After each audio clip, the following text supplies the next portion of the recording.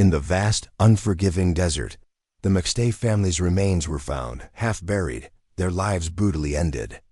Joseph, Summer, and their 2 young boys had vanished without a trace, leaving behind a home frozen in time, no signs of struggle, no warning. Their killers had planned every detail, methodically wiping out a family in cold blood. The brutal weapon, a sledgehammer, left no room for mercy.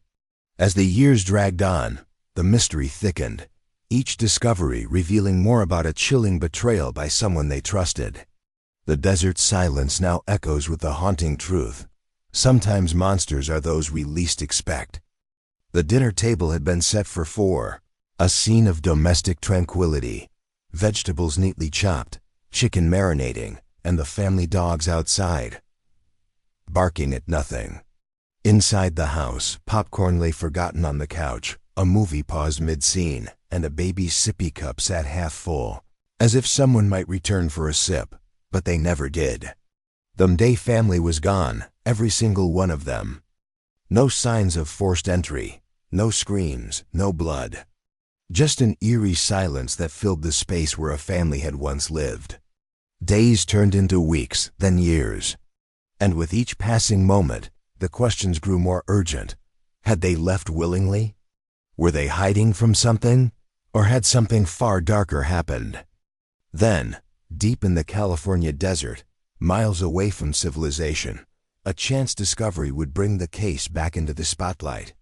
What investigators found would lead them into one of the strangest and most chilling mysteries. Behind the facade of a normal family life, a horrifying truth was waiting to be uncovered. How could a family vanish without a trace? What had really happened inside that house? Joseph May wasn't a man who craved attention. He lived a quiet life, balancing his roles as a father, husband, and craftsman. By the age of 40, he had carved out a stable, peaceful life centered around his family and his business, Earth-inspired products. His company specialized in custom decorative fountains, the kind you might find bubbling gently in a well-tended garden. But it wasn't just about selling fountains. It was about offering peace, serenity, a touch of nature and art. His workshop was often filled with the sound of tools grinding, water running, and music playing softly in the background. It was a rhythm he had mastered, a business slowly growing, built on passion and hard work. He wasn't working for someone else's dream. He was building his own. Alongside him stood Summer McStay, his wife, once known as Virginia Lisa Rhonda. To those around her, she was simply Summer, a devoted mother with a quiet intensity. She had a natural eye for design, often helping Joseph behind the scenes with their business, but also making their house a home.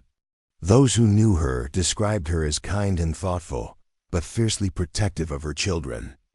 You could see it in the way she handled difficult situations, when managing one of her son's tantrums at the store, or when standing up to strangers in the park. Her life wasn't glamorous, but it was grounded, focused. Together, Joseph and Summer had created a life that seemed almost perfect, idyllic. They had 2 young sons, Johnny, age 4, and Joseph Jr., just 3. The boys, though close in age, couldn't have been more different. Johnny was the curious one, always exploring, always asking questions, fascinated by how things worked. Joseph Jr. was quieter, more of a follower, but just as bright, and he idolized his older brother. They were inseparable, their laughter and energy filling every corner of the house. And yet, without warning, in the blink of an eye, this seemingly perfect family would vanish. No signs of foul play, no strange behavior, no warning at all. One moment, they were there, and the next, they were gone. The silence that followed was deafening. What happened to them? The question haunted everyone who knew them. Was it an accident? Or had something more sinister been at play? The investigation was just beginning, and the truth was buried in the most unexpected of places. The McStay family's life had always appeared perfectly ordinary, almost idyllic. Johnny, their curious 4-year-old, was constantly exploring his world. He would touch everything, ask endless questions, and dismantle his toys just to see how they worked, often using the screwdriver he'd swiped from his father's workshop. He wasn't just playing. He was learning, trying to understand the mechanics of the world around him. His younger brother, Joseph Jr., just 3 years old, was a cheerful follower. Bright and eager to be like his big brother, Johnny was his hero, and the two were inseparable. Their energy filled the home, making every corner of their house in Fallbrook, California, alive with the laughter and sounds of childhood. Fallbrook itself was the kind of place that seemed stuck in time, quiet, suburban, and safe. The houses lined the streets in neat rows, each with a story to tell, yet none of them standing out. The McStay home was a modest single-level house with a red tile roof, surrounded by rolling hills and eucalyptus trees.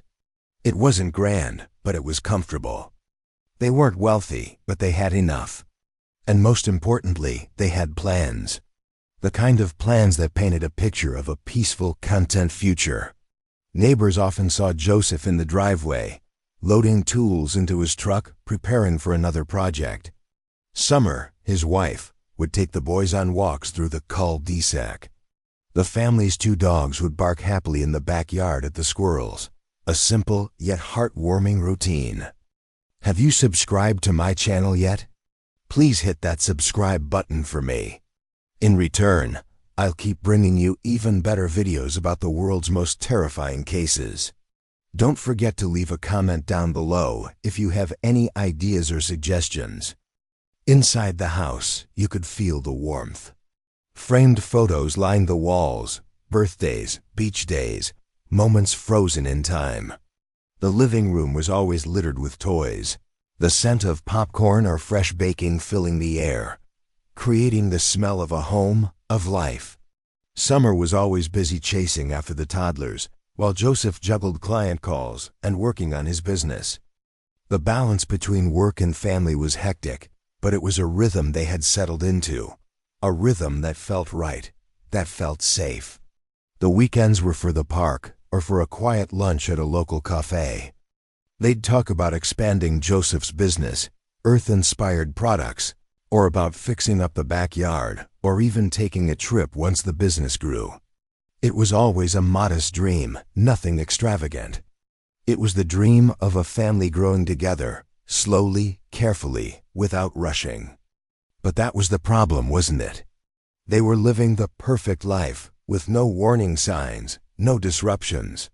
And that's exactly what made their sudden disappearance all the more incomprehensible. One moment, everything was normal. The next, they were gone. There were no arguments overheard, no strange visitors, no signs of anything being amiss. Their lives, their routine, were interrupted by nothing. No one could have seen it coming. There was no hint of danger, no looming shadow. Just a family, 2 parents and 2 young boys, going about their lives, building something beautiful, their future filled with quiet hope. And then, in the blink of an eye, they vanished. February 4th, 2010, was a Thursday, just another quiet day in the neighborhood. The McStay house, tucked away in its corner of Fallbrook, blended into the tranquility of the afternoon. Joseph had been working on his business as usual, and Summer had been at home with the kids. There were no signs of anything out of place, no strange visitors, no loud arguments. Nothing that could have hinted at the unsettling chain of events about to unfold. At 7:47 p.m., a brief flicker of movement caught on a neighbor's surveillance camera. A light-colored SUV, likely the McStay family's Isuzu Trooper, pulled out of the driveway. It wasn't much, just the lower portion of the vehicle, nothing dramatic, no faces captured. But that fleeting moment was the last known visual of anyone at the house. Not long after, at 8:28 p.m., Joseph's cell phone placed a call to his business associate, Charles Chase Merritt. The call went to voicemail. Merritt later claimed to have ignored the voicemail because he was watching a movie. Casual, normal, nothing out of the ordinary. But that call would be the final one ever made from Joseph McStay's phone. And then, silence. No one thought the worst at first. Family and friends assumed them days had simply gone on a short trip, maybe exploring a nearby town or having a spontaneous getaway. But as the days passed and there was still no contact, the sense of unease began to settle in. Calls went unanswered, texts left unread, emails were ignored. Social media accounts stood still. It was as if the entire family had disappeared from the face of the earth without a trace. A family, one moment full of life and energy, was now nothing more than a void, silence. But there were more questions than answers, and those questions only grew darker as the days stretched on. What happened to them? Where had they gone? Why had they disappeared without leaving any clue behind? The investigation into the McStay family's sudden disappearance was just beginning. But what had been a family's quiet life was now a mystery that seemed impossible to unravel. Please share your thoughts in the comment section. I will discuss this case with you in more detail. Don't forget to subscribe to my channel. The disappearance of the McStay family is a case that still baffles investigators and chills the bones of anyone who hears it. What started as a simple, seemingly uneventful day would eventually spiral into one of the most perplexing and disturbing mysteries of modern times. The McStays were just an ordinary family. Nothing about their lives suggested they would disappear without a trace. Yet, that is exactly what happened. For several days, no one thought anything was wrong. The McStays were a family known for their spontaneity. They could easily take a short trip or explore nearby towns without warning. It wasn't unusual for Joseph and Summer to whisk away their children, Johnny and Joseph Jr., on a last-minute adventure. So when friends and family didn't hear from them immediately, they chalked it up to another impromptu getaway. But by the weekend, concern began to creep in. It wasn't just a casual lack of communication anymore. Something felt off. Phone calls to Joseph and Summer's numbers began going straight to voicemail. Text messages went unread. Emails received no response. Even more disturbing was the fact that their social media accounts were silent, and there were no signs of any activity from their bank accounts. This was not typical behavior for the McStays, especially Summer, who was always in touch with family. Joseph's father, Patrick, began to feel the first stirrings of panic on February 6th. He hadn't heard from his son in days, and this was unusual too unusual. They were close. They shared updates, small and large, about their lives. But now there was nothing. By February 7th, the McStays' closest family members were actively reaching out to one another. They wondered if anyone had seen or heard from Joseph, Summer, or the boys. But their search for answers yielded nothing. Everyone was drawing blanks. It wasn't like them to just vanish. Joseph had a wife and children he loved. Summer was deeply involved with their sons. Where could they possibly be? Had something gone wrong? Were they hiding? The search for answers intensified as the days wore on. 9 days after the last known contact, on February 13th, Joseph's younger brother, McStay, couldn't sit idle any longer. He made the decision to visit the Bay House. His gut told him that something wasn't right, but he had no way of knowing just how right he was. The driveway was empty. The Isuzu Trooper, the family's vehicle, was missing. The house, once filled with laughter and movement, now looked unnervingly still. Too still. Michael knocked on the door, but there was no response. He then circled the property, checking the windows for any sign of life. From the outside, everything appeared normal. No broken windows, no forced entry, no lights smashed. But then, he noticed something that sent a chill down his spine. The family's 2 dogs were in the backyard. They looked hungry, visibly distressed, and they had clearly not been cared for in days. This wasn't like Joseph and Summer. They adored their dogs. They wouldn't just leave them behind. An overwhelming sense of dread settled in Michael's chest. Something was wrong. Deeply wrong. He could not get inside through the door, so he forced entry, climbing through an open window. What he found inside was nothing like what he had imagined. The house wasn't ransacked. there were no signs of struggle. It wasn't looted or in disarray, but it was frozen, as if time had stopped at a very specific moment. The kitchen was eerily still.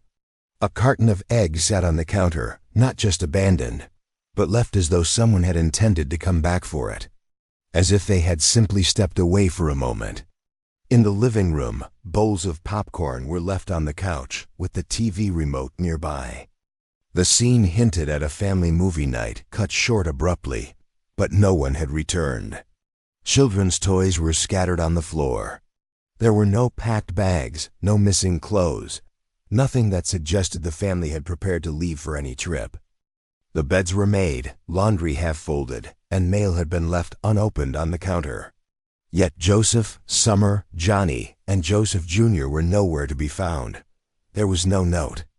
No sign of an accident. No explanation. Michael searched every room, the garage, the closets, the backyard, the shed. He called out their names, but the house remained silent. It wasn't the silence that comes from an empty home. It was something different, more unsettling. It was as if something had been left behind, as if whatever had happened to the family had interrupted their lives in an unnatural way. His sense of dread deepened. He couldn't ignore it any longer. Michael left the house and began calling family members, and then the police. He couldn't shake the feeling that something had happened. It was clear, the McStays hadn't just gone on vacation. Whatever had occurred was far from normal. On February 15th, Michael filed an official missing persons report with the San Diego County Sheriff's Department. The authorities responded quickly. Deputies arrived at the McStay house and reviewed the same strange, undisturbed scene that Michael had just witnessed. They interviewed neighbors and took initial statements. The house was intact. There were no signs of foul play. No blood, no forced entry, no broken locks, no fingerprints out of place. But everything about the house whispered a truth that felt wrong. It was too normal, almost too perfect, a family's life preserved, but only in appearance. It looked like the family had every intention of coming back, but they didn't. The house had electricity. The refrigerator was stocked. Dishes sat in the sink. It didn't look like a family preparing to vanish. It looked like a family that had simply paused their lives, only they never returned.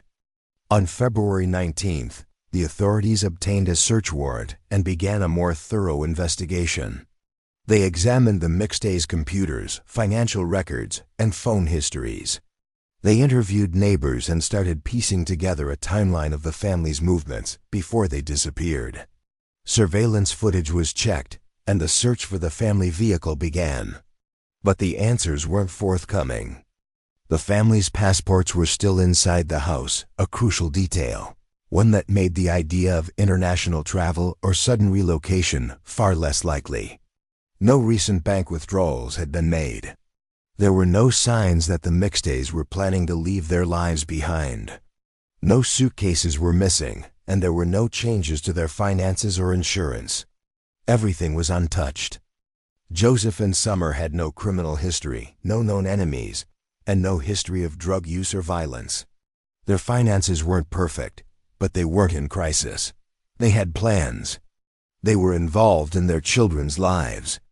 They didn't fit the mold of people running away from something or someone. And then there was the house, a place where things had been left behind, a place that felt eerily suspended in time. The Isuzu Trooper was also gone, but it left no digital trail. There were no traffic violations, no sightings, no license plate scans. It was as if the vehicle had been swallowed by the earth. Authorities continued their interviews with neighbors and friends, asking about anything unusual. Had anyone seen unfamiliar vehicles, strangers lurking around the house, or anything out of the ordinary? But no one had noticed anything. At first, police considered the possibility that the family had left on their own, voluntarily. Maybe they had simply chosen to disappear, without foul play or crime involved. But then, the first major break came. Joseph's Isuzu Trooper was found parked near the U.S.-Mexico border in Santa Cruz. The vehicle had been towed from a shopping center parking lot a few days after the family's disappearance. Inside were their children's car seats, and the vehicle showed signs that it hadn't been prepared for long-term abandonment. This discovery only deepened the mystery. Why would the McStays leave their car near the border with no luggage, no plan, and no trace? The next twist came from inside the family computer.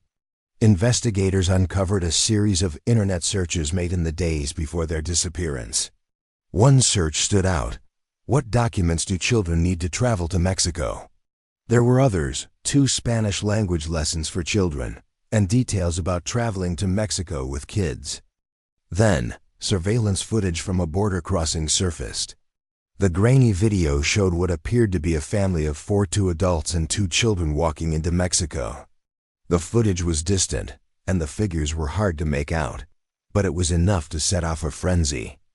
Could the McStays have run off to Mexico? Some investigators thought it was possible. Others were more skeptical. The footage wasn't conclusive, and the border crossing wasn't secure. It was easy for anyone to cross with minimal oversight. Still, to the media and the public, the theory of voluntary disappearance took hold. Headlines ran wild. McStay family escapes to Mexico gone without a goodbye. Speculation exploded online, and amateur sleuths flooded forums with theories. Maybe the family was running from debts, starting a new life, or escaping danger. One self-proclaimed investigator even wrote a book, No Goodbyes, claiming that Summer McStay had killed her family and fled. The book painted Summer as unstable, jealous, and prone to violent mood swings. But there was one glaring problem. Rick Baker, the author, had never even met Summer. His theory was built entirely on hearsay, rumors, and conjecture. The evidence supporting his claims was virtually non-existent. Meanwhile, those closest to the McStays rejected this theory outright. Joseph's brother, Michael, was adamant. He didn't believe his family had left voluntarily. Neither did Summer's sister. For one thing, Summer's passport had expired, and there were no records of her getting a new one. If the family had planned to go to Mexico, how would they get back? Critics of the theory also pointed out that the McStays had over $100,000 in their bank accounts, but there were no withdrawals or signs that they were preparing for a trip.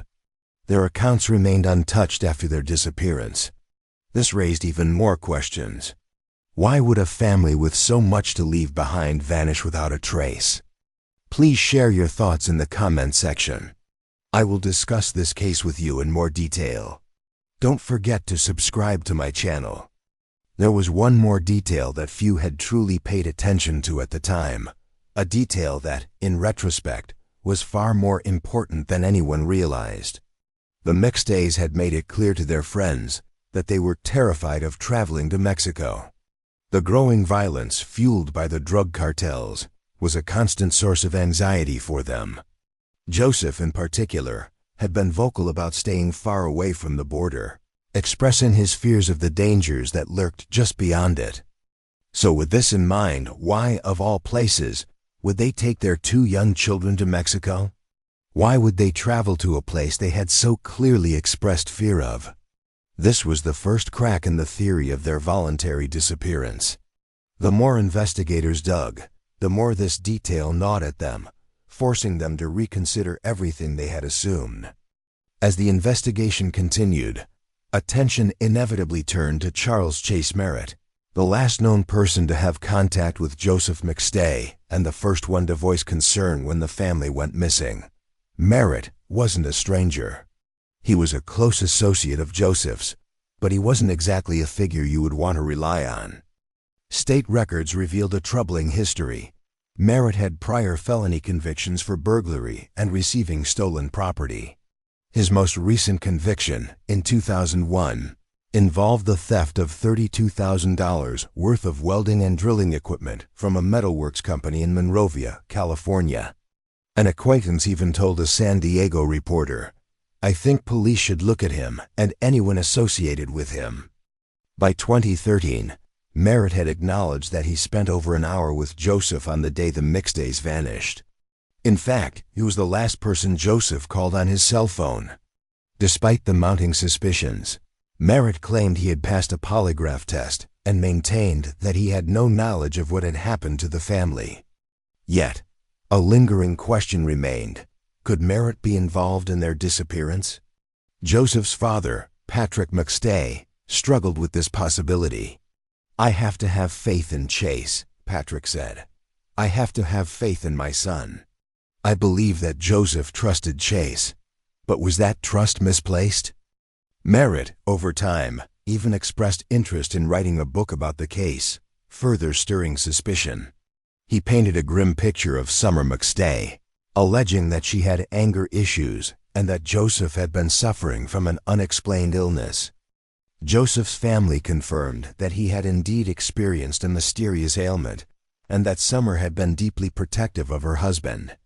But they dismissed Merritt's claims, particularly his insinuation that Summer's condition had somehow contributed to the disappearance. As Patrick McStay put it, "I truly believe she loved my son." But in the back of their minds, doubts began to grow. It wasn't until November 11, 2013, that the mystery took a horrific turn. The hot desert sun hung low over Victorville, California, casting long, eerie shadows across the barren landscape. On what seemed like an ordinary morning, a motorcyclist, taking the shortcut through the vast, empty desert, made a chilling discovery. As he slowed near a cluster of shrubs, something caught his eye, a glimpse of something out of place, something unnatural in the barren desert. Heart pounding, he dismounted and approached cautiously, his senses alert to the unease creeping up his spine. What he found buried in the desert soil was nothing short of terrifying. Disturbed ground and the half-buried remains of what appeared to be human bones. His mind raced. This wasn't some random find. This was something else. This was a story yet to be told, a discovery that would soon become one of the most chilling and mysterious revelations in the history of Southern California. Within hours, authorities arrived, securing the area for investigation. The remains were identified as belonging to Joseph and Summer McStay, the couple who had disappeared 3 long years earlier. Their 2 young sons, Johnny and Joseph Jr., had vanished with them. The case that had confounded investigators for years, the case that had seemed to fade into the shadows of time, was now terrifyingly real. No ransom note, no witnesses, no clues. Forensic experts confirmed that the remains were indeed those of Joseph and Summer McStay. DNA testing made it undeniable. They had been murdered, their bodies hidden in the unforgiving desert. The truth hit hard. For years, authorities had theorized that the McStays had simply disappeared, perhaps running away or vanishing voluntarily. But the truth was much darker than anyone had imagined. The cause of death: blunt force trauma. And that's when the questions began to pile up. How could a family be killed in their own home without anyone noticing? Where was the violence? Why had there been no signs of struggle? The house where everything had seemed so peaceful had been eerily devoid of any trace of a violent altercation. It was as though they had vanished peacefully, almost without a trace. And then came the most disturbing question of all. Why had their bodies been disposed of so far away, buried miles from their home, in the vast desert? The answer seemed clear now. This was no random act of violence. This had been planned. It had been premeditated. The McStay's fate had been sealed long before they were found, half buried in the sand. The revelation hit with the weight of 1,000 unanswered questions. This wasn't the story of a family running away. This wasn't the tragic result of a spontaneous decision gone wrong. This was murder, cold, calculated, and brutal. And the answers were still out there, waiting to be uncovered, one agonizing clue at a time. The McStay family story began innocuously enough, but its eerie turn would become a haunting mystery that unraveled the very fabric of what seemed to be a normal family's life. For those who followed the case, the twists and turns left them questioning everything they thought they knew about trust, betrayal, and human nature. Someone had carefully planned this. They knew exactly what they were doing. The discovery of the McStay family's remains in the barren desert was more than just the tragic conclusion of a family's disappearance. It marked the beginning of an unsettling journey into darkness. Each new piece of information opened more doors, revealing a labyrinth of secrets and lies, while each answer spawned even more questions. What had happened to the McStay family, and why did it take years for the truth to come to light? It all began when Charles Merritt was arrested on November 5, 2014. The arrest shocked the local community and sent ripples through the public. He was taken into custody by the San Bernardino County Sheriff's Department, facing charges for the brutal murders of Joseph McStay, his wife Summer, and their 2 children, Johnny and Joseph Jr. The victims had vanished almost 3 years earlier, and their disappearance had been one of the most baffling missing persons cases in recent memory. When Merritt's DNA was discovered inside the family's abandoned vehicle, investigators were thrust into a chilling investigation that would reveal a betrayal so deep it would stun everyone involved. For years, the McStay family had been a mystery. In February 2010, they vanished without a trace, leaving behind a trail of unanswered questions. Joseph and Summer McStay, along with their young sons, seemingly disappeared into thin air. There were no signs of forced entry, no ransom note, no phone calls, no emails, nothing. Just an empty house, a quiet home where laughter had once filled the air, now echoing with silence. The authorities for years had been stumped. No one could figure out what had happened to them. Was it a voluntary disappearance? Did they leave to escape something? Or was there something more sinister at play? The case took a dark turn when Merritt was arrested, and the details of his involvement began to surface. Merritt had been a close business associate of Joseph McStay. He had spent considerable time with Joseph in the days leading up to the family's disappearance. Investigators quickly connected Merritt to the crime, but as the investigation deepened, it became clear that the man who had been trusted by the McStays was not the friend he appeared to be. Merritt's arrest in 2014 was the breaking point. He was charged with 4 counts of murder, and the district attorney's office made it clear that they would seek the death penalty. The case, which had been a mystery for so long, suddenly took a drastic turn. The authorities now had Merritt connected to the murders through forensic evidence. But what had driven him to commit such a heinous act? Merritt's defense team attempted to delay the trial. They filed a request to have the case dismissed, arguing that the prosecution had made errors in the way the charges were filed. But this legal maneuver was just the beginning of what would become a prolonged and drawn-out battle in the courts. By 2016, Merritt had already gone through 5 attorneys. His erratic behavior during the trial led some to question his mental state, but the court was determined to press forward, despite the delays. As the years passed, the evidence against Merritt continued to mount. Autopsies of the McStay family's remains confirmed the worst fears of those who had followed the case for years. All 4 victims had been brutally beaten to death with a blunt object, likely a 3-pound sledgehammer. The sledgehammer was found buried with the remains of Summer and her son, Joseph Jr., in a shallow grave in the desert. The level of violence inflicted on the family was disturbing, and investigators came to believe that the McStays had been tortured before being killed. The brutality of the crime raised many questions.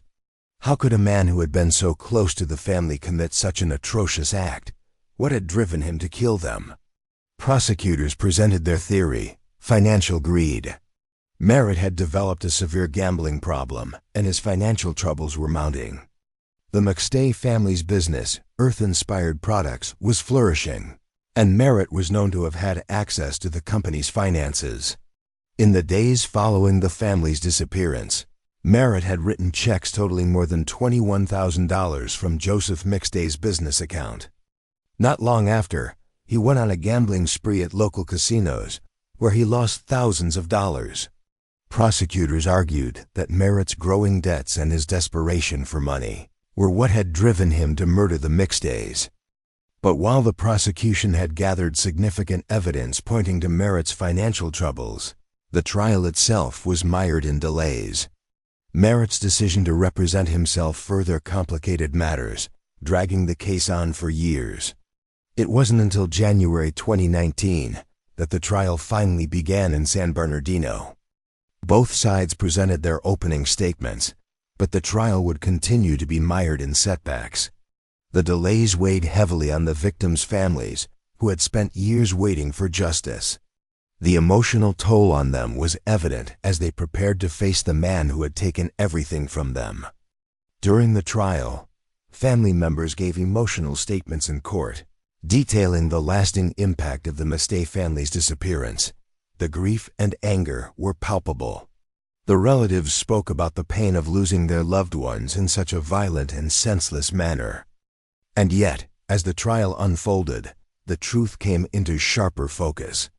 In June 2019, the jury returned a verdict, guilty on all counts. The weight of the evidence against Merritt had been too much for him to overcome. He was found guilty of murdering the McStay family, and the jury recommended that he be sentenced to death. The decision brought some measure of relief, but it was bittersweet. The community was left to grapple with the horror of what had happened. How could such a brutal act of violence have gone unnoticed for so long? Why hadn't law enforcement connected the dots earlier? Why had the family's disappearance remained a mystery for so long? Merritt's sentencing came on January 21, 2020. The court's decision to sentence him to death was a final step in a long, arduous journey for the McStay family's relatives. While the sentence offered some sense of closure, the grief in the community lingered. Merritt was incarcerated at the Richard J. Donovan Correctional Facility in San Diego, where he would remain without the possibility of parole. However, because California had placed a moratorium on the death penalty in 2019, Merritt's sentence would not be carried out in the traditional manner. He would remain behind bars for the rest of his life. The case had not only exposed the dark side of human nature, but also raised complex moral and philosophical questions. Was justice truly served? Was the death penalty the right response to such an atrocious crime? Or did it simply perpetuate a cycle of violence and retribution? These questions haunted the community for years to come, and the emotions surrounding the trial were anything but simple. In the aftermath, the McStay family story became a symbol of the long-lasting effects of violence on a community. While the case brought closure for many, it left behind a trail of unanswered questions. The death of the McStay family had shattered lives, and while Merritt's conviction brought some measure of justice, the emotional scars left by the crime would not easily heal. The case would be remembered as one of the most tragic and complex murder investigations in recent history. It left everyone with a haunting question. How could something so horrific happen to a family that seemed to have everything to live for? At the heart of this case was not some nameless criminal hiding in the shadows, but someone the McStays had trusted, a man who had been welcomed into their lives. Charles Merritt was not just a business partner. He was a man who had been a part of their world and ultimately their deaths. The question that lingers is how someone so close to them, someone they thought they knew, could commit such a horrific act. How did a trusted friend turn into a brutal killer, willing to destroy everything for his own selfish gain? The McStay family case serves as a chilling reminder that sometimes monsters don't hide in faraway corners or lurk in the shadows. Sometimes they are the very people we trust the most. The truth, as unsettling as it is often far more terrifying than the unknown. As we reflect on this tragedy, we must ask ourselves, how well do we really know the people around us? And are we truly safe when those we trust most can betray us in unimaginable ways? The McStay family tragedy serves as a stark reminder of how trust can be shattered in the most unexpected ways. It teaches us the importance of being aware of those around us, even the ones we trust the most. In life, we must never take our safety or relationships for granted. Betrayal can come from the least likely sources, and evil can lurk behind familiar faces. Let this case inspire us to be cautious, to trust wisely, and to always be vigilant about the dark undercurrents in the people we let into our lives. Life is precious, And the truth can be far more chilling than we ever imagine.